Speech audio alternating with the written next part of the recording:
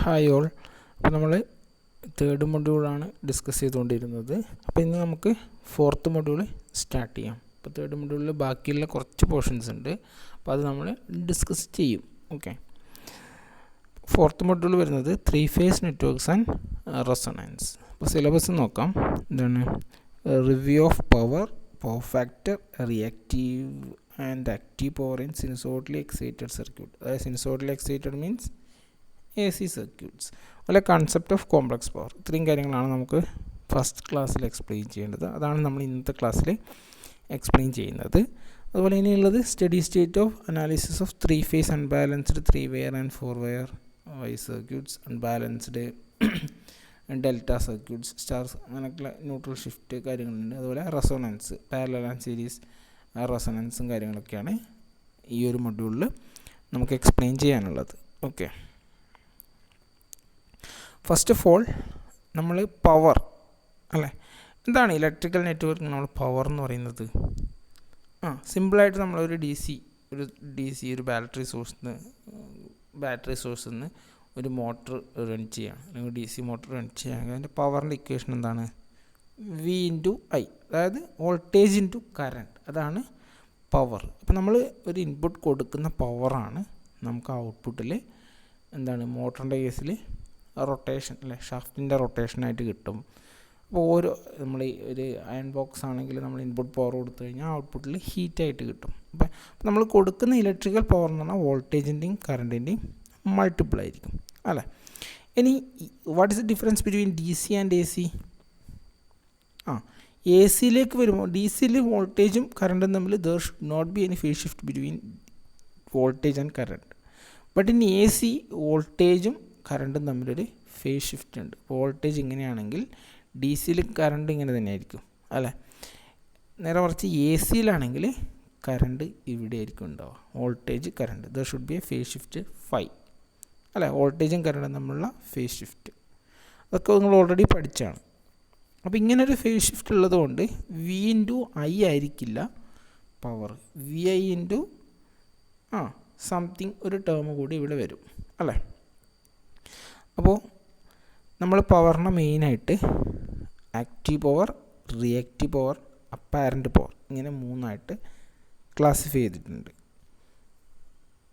First of all active power. എന്താണ് active power? നമ്മുടെ equation എഴുതി കഴിഞ്ഞാൽ ഞാൻ പറഞ്ഞു V × I cos φ. VI cos φ ആണ് ആക്റ്റീവ് പവറിൻ്റെ ഇക്വേഷൻ. ഡിനോട്ട് ചെയ്യുന്നത് P എന്നുള്ള ലെറ്റർ കൊണ്ടാണ്. എന്താണ് ആക്റ്റീവ് പവർ ഡെഫിനിഷനിൽ? The power which is actually consumed or utilized in an AC circuit is called true power or active power or real power. അതായത് നമ്മളൊരു AC സർക്യൂട്ടിൽ നമ്മളൊരു AC സപ്ലൈ കൊടുത്തു കഴിഞ്ഞാൽ നമുക്കൊരു ഔട്ട്പുട്ട് കിട്ടും. ഒരു ഫാൻ ആണെങ്കിൽ ഫാനിൻ്റെ റൊട്ടേഷൻ നമുക്ക് ഔട്ട്പുട്ടായിട്ട് കിട്ടും അല്ലേ. അപ്പോൾ നമ്മൾ കൊടുക്കുന്ന പവറിൽ യൂസ്ഫുൾ ആയിട്ടുള്ള പവർ അല്ലെങ്കിൽ ട്രൂ പവർ, അല്ലെങ്കിൽ അതിൻ്റെ റിയൽ പവർ, അതായത് നമുക്ക് ഔട്ട്പുട്ട് കിട്ടുന്ന പവർ, അതിനാണ് എന്ത് പറയുന്നത്? ആക്റ്റീവ് പവർ എന്ന് പറയുന്നത്. Okay, it is measured in kilowatt. കിലോവാട്ടല്ല, വാട്ട്, കിലോവാട്ട്, മെഗാവാട്ട്, റേഞ്ച്. വാട്ടാണ് basic units. Okay, it is the actual outcome of the electrical system which runs the electric circuit or load. അതായത് actual outcome, അതാണ് active power എന്ന് പറയുന്നത്. നമ്മൾ already പഠിച്ചാണ്. അപ്പം P = VI cos θ ആണ് കേട്ടോ, cos θ. where θ is the angle between voltage and current. ഇനി എന്താണ് ഈ cos θ? എന്താണ് cosine of angle between voltage and current? വോൾട്ടേജിൻ്റെയും കറണ്ടിൻ്റെ ഇടയിലുള്ള ആംഗിളിൻ്റെ കൊസൈൻ, അതെന്താ പറയുന്നത്? ഫൈ നമ്മൾ ഫേസ് ആംഗിൾ എന്ന് പറയും അല്ലേ. അപ്പോൾ കോസ് ഫൈ എന്ന് പറയുമ്പോൾ എന്തായിരിക്കും? കോസ് ഫൈ നമ്മൾ ഓൾറെഡി പഠിച്ചു. എന്താണ്? പവർ ഫാക്ടർ എന്ന് പറയും. അതായത് cosine of angle between voltage and current is called power factor അല്ലേ. അപ്പോൾ നെക്സ്റ്റ് വരുന്നത് റിയാക്റ്റീവ് പവർ. അപ്പോൾ റിയാക്റ്റീവ് പവറാണ് നമ്മൾ കുറച്ച് കൺഫ്യൂസിങ് ആയിട്ടുള്ളത്.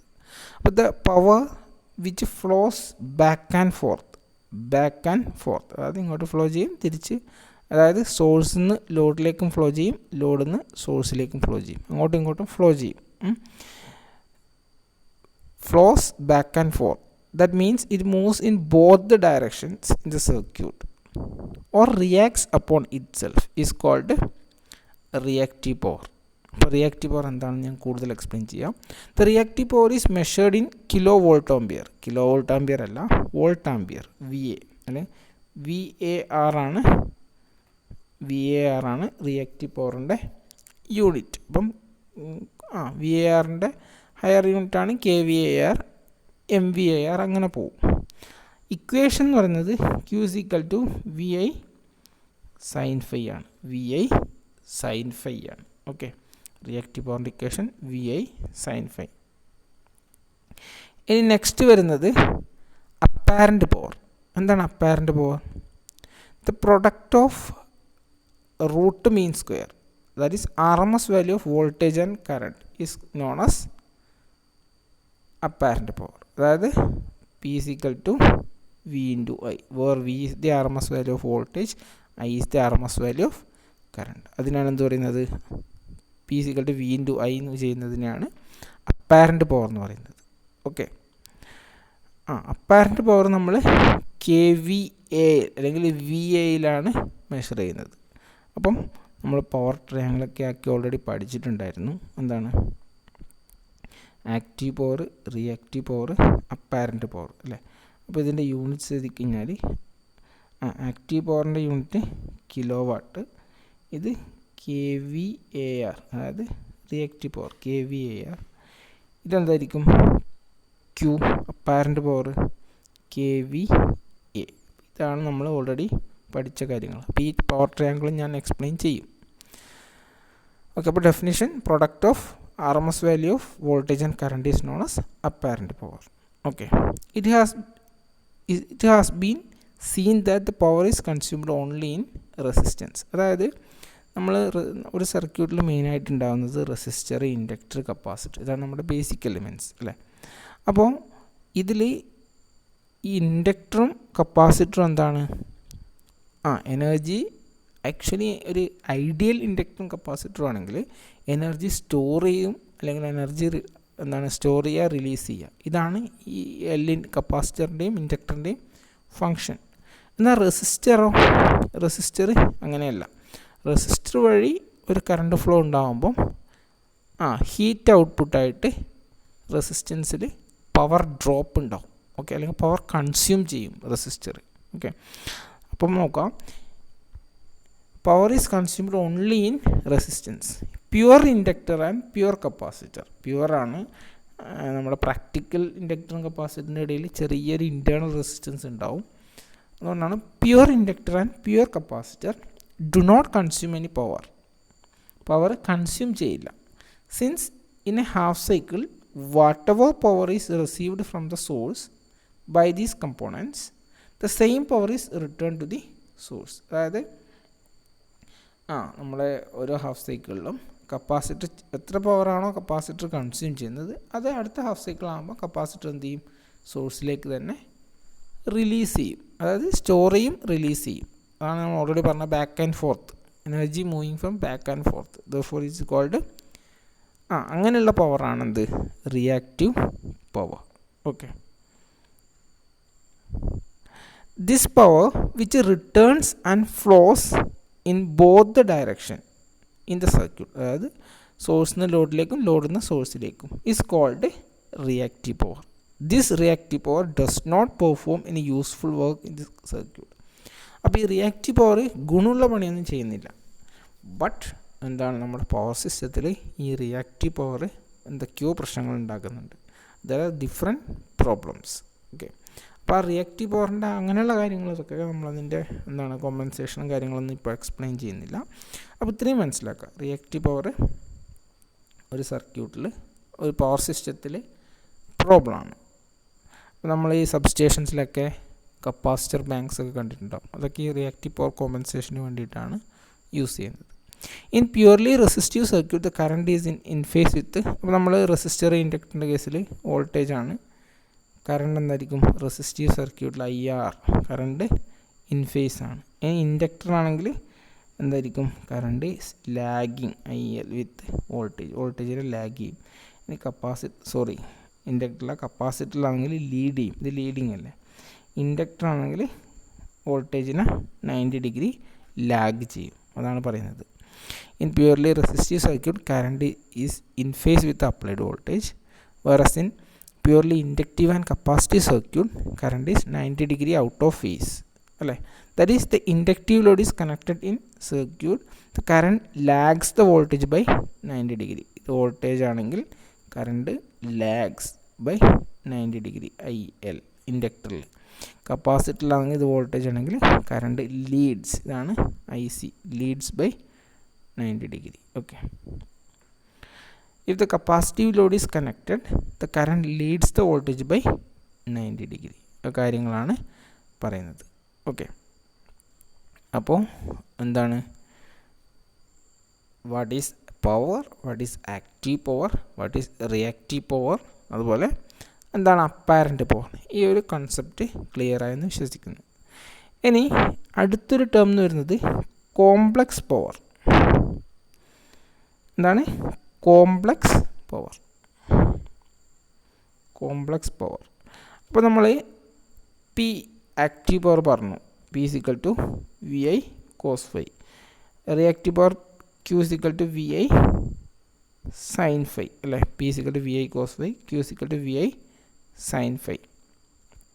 ഇനി എന്താ വരുന്നത്?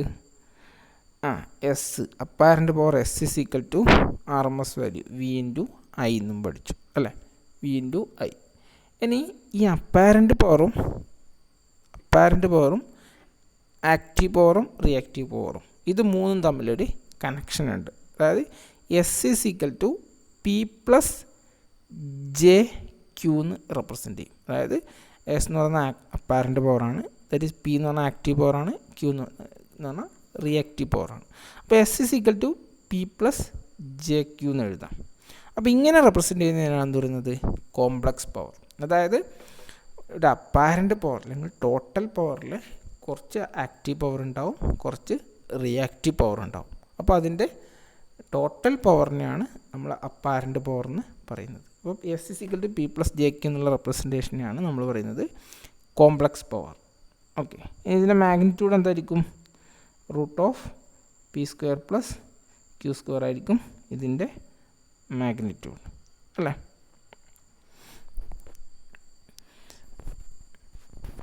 Okay.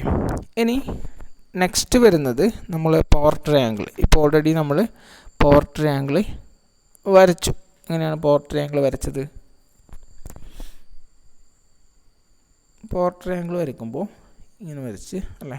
Active power, reactive power, apparent power, ഇങ്ങനെയാണ് പവർ ട്രയാങ്കിൾ നമ്മൾ വരക്കാറുള്ളത്. അല്ലേ? ഇനി ഇൻ ടേംസ് ഓഫ് ഇതിൻ്റെ യൂണിറ്റ് നമ്മൾ എഴുതി കഴിഞ്ഞാൽ പവറിൻ്റെ യൂണിറ്റ് കിലോ വാട്ട്, ഇവിടെ kVAR, അതായത് റിയാക്റ്റീവ് kVAR, ഇവിടെ kVA. ഇതാണ് നമ്മുടെ പവർ ട്രയാങ്കിൾ. അല്ലേ? Okay.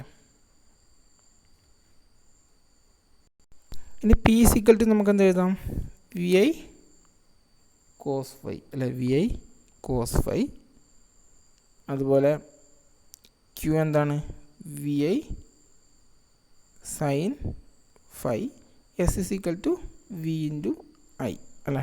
S is equal to V into, കാരണം ഇതിൻ്റെ റൂട്ട് എടുത്തു കഴിഞ്ഞാൽ നമുക്ക് കിട്ടും. ഓക്കെ. അപ്പോൾ ഇതിനെയാണ് നമ്മുടെ പവർ ട്രയാങ്കിൾ എന്ന് പറയുന്നത്. ഓക്കെ. അപ്പോൾ നമ്മൾ active power, reactive power, power factor എന്നുള്ള കാര്യങ്ങളൊക്കെ എക്സ്പ്ലെയിൻ ചെയ്തു. ഓക്കെ. അപ്പോൾ ഇനി നമുക്ക് നിങ്ങളുടെ ടെക്സ്റ്റ് ബുക്ക് ഉണ്ട്. ആ ടെക്സ്റ്റ് ബുക്കിലുള്ള കുറച്ച് കാര്യങ്ങൾ കൂടി, ആ ടെക്സ്റ്റ് ബുക്കിൽ എങ്ങനെയാണ് ഇതേ കാര്യങ്ങൾ എക്സ്പ്ലെയിൻ ചെയ്യുന്നത് കൂടി ഒന്നുകൂടി നോക്കാം. അപ്പോൾ ഈ വീഡിയോ കാണാം. അത് കഴിഞ്ഞാൽ അടുത്ത ഒരു വീഡിയോ കൂടി ഞാൻ അപ്ലോഡ് ചെയ്യും, അതും കൂടി കാണാം. Okay. Thank you for watching.